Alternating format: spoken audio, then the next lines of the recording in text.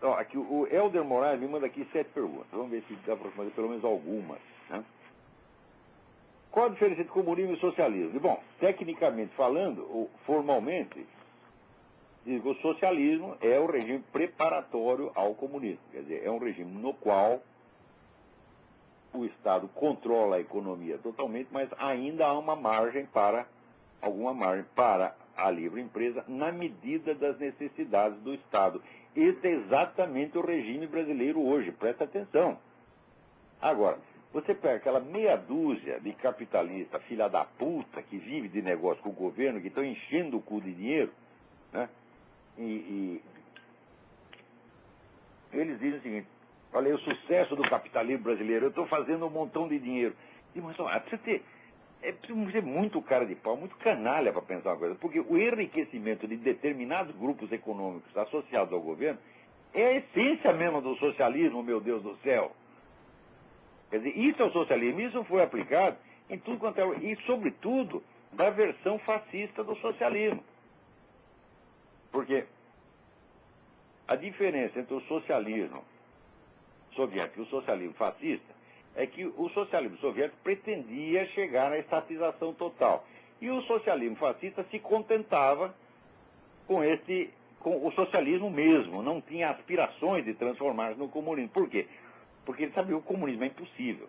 Então, o ministro da Economia do Hitler, o Hjalmar Schacht, ele sabia que o regime comunista é impossível, só é possível o socialismo.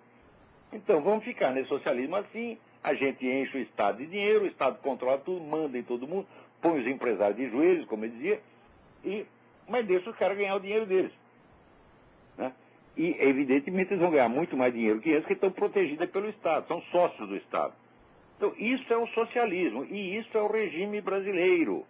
O regime brasileiro é a economia socialista, na versão socialismo fascista. É o nacional-socialismo. Com a diferença que não é nacionalista, é internacionalista.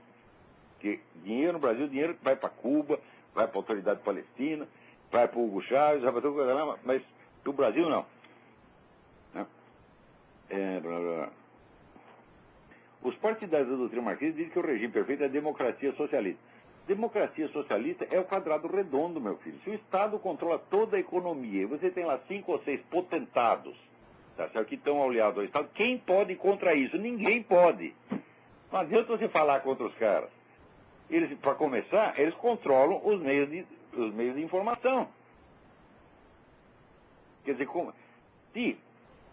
veja, a liberdade política, cultural, etc., religiosa, pressupõe a livre empresa. Pressupõe que haja um predomínio total da livre empresa. E que, mais ainda, a livre empresa seja incentivada, que a iniciativa, criatividade econômica, criatividade financeira do povo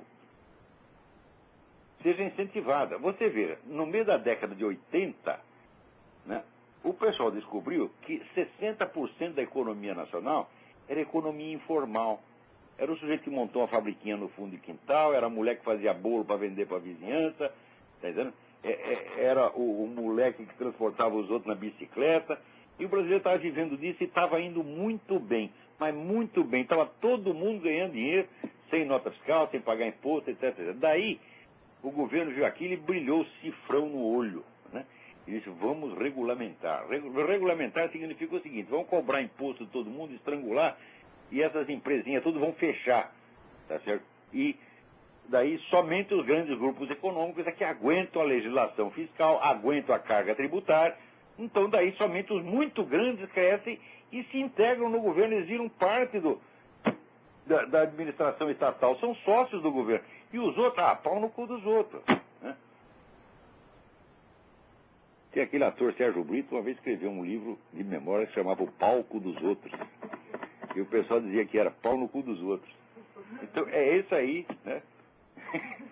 É essa a fórmula do socialismo, pau no cu dos outros. Os outros somos nós, evidentemente.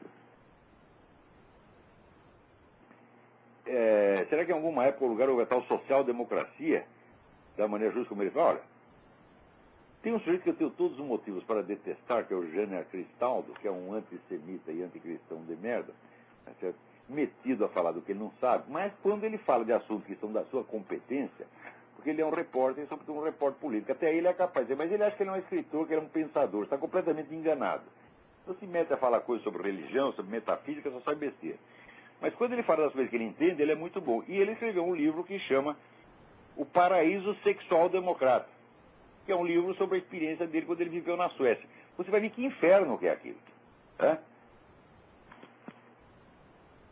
Então, olha, chega assim, na Suécia você faz 14 anos e você ainda não teve relações sexuais. Você não comeu ninguém, nem deu para ninguém. Já começa a desconfiar que você está mal da cabeça e te mandam para psicoterapia. Né?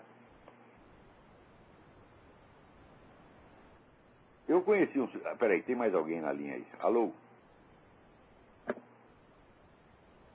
Alô? Caiu a ligação? Eu conheci um sujeito que era asilado político brasileiro na Suécia. Ele ficou lá na Suécia um tempo, deram tudo para ele, deram casa, aposentadoria, carro, assistência médica, etc, etc. Ele viveu na Suécia uns 3 ou 4 anos, não aguentou. Hã? Daí eu falei, senhor Fulano, por que o senhor voltou? Ele é velhinho já, ele disse, olha, é o seguinte, eu prefiro ser aqui no Brasil e ser preso pelos militares, do que ter que viver num país, seguinte, eu estou lá assistindo futebol, tá certo?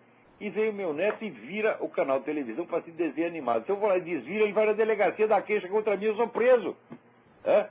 Aqui, pelo menos no Brasil, eu sou preso porque eu joguei bomba em algum lugar. E não porque eu quero assistir televisão. Isso era a social-democracia. O cara preferiu, ele se sentia mais livre no regime militar brasileiro do que na Suécia. Preste bem atenção. Né? E era um homem que era mais comunista do que Karl Marx.